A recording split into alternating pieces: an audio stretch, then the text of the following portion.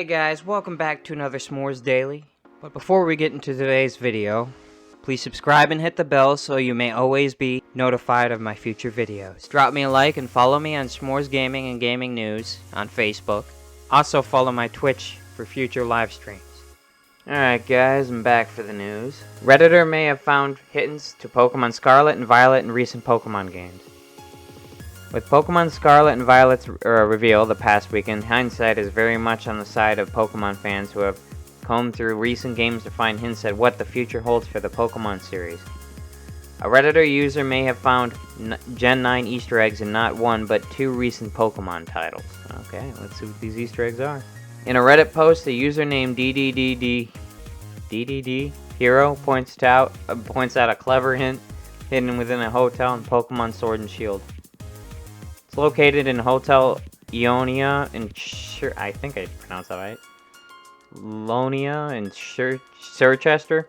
If you enter the left portion of the hotel, I didn't check the right, you'll see the lobby has side rooms that are roped off from access. If you look at the wallpaper, you can see that there are images of oranges and grapes, which are featured in today's Gen 9 reveal. Okay. One second. The image above, taken by DDD Hero, shows a said wallpaper adorned with grapes and oranges. Those two fruits can be found all over in the Scarlet and Violet reveal trailer, including two plaques flanking a doorway with each featuring an icon representing either an orange or a bushel of grapes. It's a great find from the web sleuth, who also came up with another possible hint in Brilliant Diamond and Shining Pearl. Seen below, there's a flower bed in Twinleaf Town, filled with red and purple flowers, now recognized as the color of Scarlet and Violet. DDD Hero made sure to check the original versions of the Diamond and Pearl and Platinum, finding that the fenced garden initially existed, but was less pronounced flowers of different colors. I'd say this is another hint of a hint.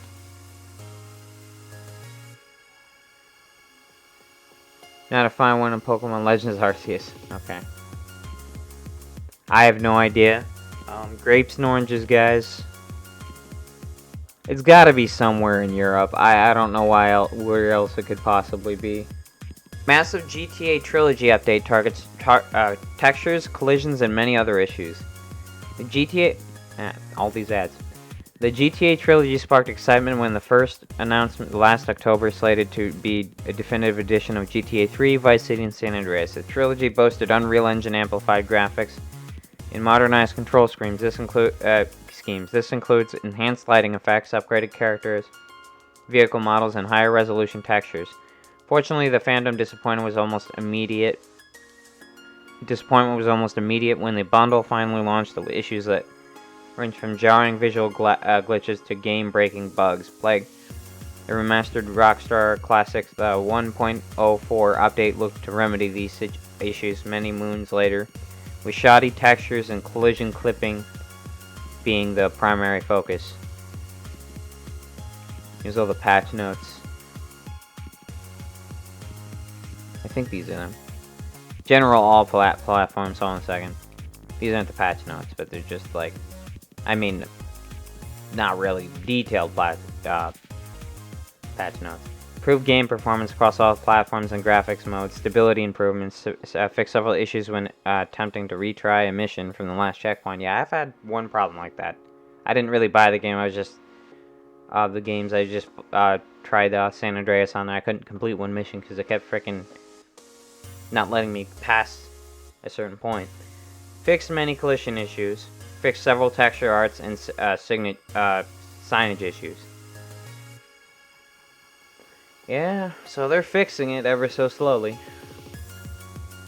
Try to avoid talking about anything having to do with politics today, but I feel there's a disservice if I don't talk about anything having to do with anything going on over there, you know what I mean? So it's just one article today I figured I'd throw in here.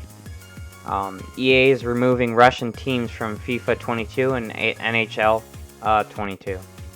As a response to the invasion in Ukraine, Russian teams will be removed from the EA's popular FIFA 22 and NHL 22 games. Electronic Arts has announced that it will be removing all Russian teams from its current FIFA and NHL games as a response to Russia's ongoing invasion of Ukraine. EA Sports stands in solidarity with the Ukrainian people, and like so many voices across the world, of football calls for a peace and end to the invasion of Ukraine. EA tweeted in line with our partners at FIFA and UEFA. EA Sports has initiated process to remove the Russian national team and all Russian clubs from EA Sports FIFA products, including FIFA 22, FIFA Mobile, FIFA Online. We're also actively evaluating related changes to other areas of our games. We will keep our communities up to date on any actions taken and thank players for their patience as work through these updates. In EA's ice hockey division, the publisher added that the game's Russian and Belarus teams will also be removed from NHL 22. In the coming weeks, these moves echo real-life sporting sanctions that have been levied against Russia, as it has been expelled from the 2022 World Cup, and its teams have been suspended from all international football competitions held by FIFA and UEFA. These acronyms, I tell you. The NHL 22 ban echoes real-life suspensions of Russian and Belarus teams by the International Ice Hockey Federation. Recently, Belarus is assisting Russia in its invasion, while Russia's basketball teams have been barred from entering international competitions. Yeah, it's going on about sanctions too. Ukraine calls on Xbox and PlayStation and all game development companies to block Russian support. The war in Ukraine is an ongoing, painful, and emotive topic, and IGN urges community members to be respectful when engaging in a conversation about this subject. It does not endorse harassment of any kind. Ukraine Deputy Prime Minister Mikhail, I don't know, I'm not even going to try to pronounce that name, I'm going to butcher it anyway, has called on all game development companies and esports platforms to temporarily stop support for Russia and Belarus, and directed an open letter to Xbox and PlayStation in particular. On his Twitter, not Nintendo? That surprises me. On his Twitter account, Fedorov tagged Xbox and PlayStation, writing, "You are definitely aware of what is happening in Ukraine. Right now, Russia declares war not for Ukraine, but for all civilized world. If you support human values, you should sick the Russian market." Wait, what? What does that even mean? Okay. The open letter calls for companies to temporarily block all Russian and Belarus accounts, permanently stop the participation of Russian and Belarus teams and gamers in international esports, which I already explained that in that previous article. While not explicitly mentioned, Fedorov, I think I pronounced that correctly that time, has likely included Belarus in the request because of its tax support of Russian invasion. Yeah, that would make sense. Since the beginning of Russia's invasion of Ukraine, many parts of the game industry have thrown their support behind Ukraine, including a number of fundraising efforts for humanitarian organizations. However, while we've seen platforms like Orpheus delayed due to its Soviet-related... Yeah, they pulled some skins from Battlefield 2042 the other day because they had something to do with Russian... something to do with Russia the other day. And I was like, yeah, that doesn't surprise me. We've not yet heard about unrelated games being pulled from the release in Russia that sounds like... It stands in contrast to the film industry, which has seen Disney, Sony Pictures, and Warner Bros. Pull movies from release in the country. English, guys, I tell you, it's a hard language. I'm practicing it my entire life. We contacted Microsoft, Sony, Interactive Entertainment, and Nintendo for comment on the open letter. Okay, now they mentioned Nintendo. Okay. I was like, where was Nintendo in all this?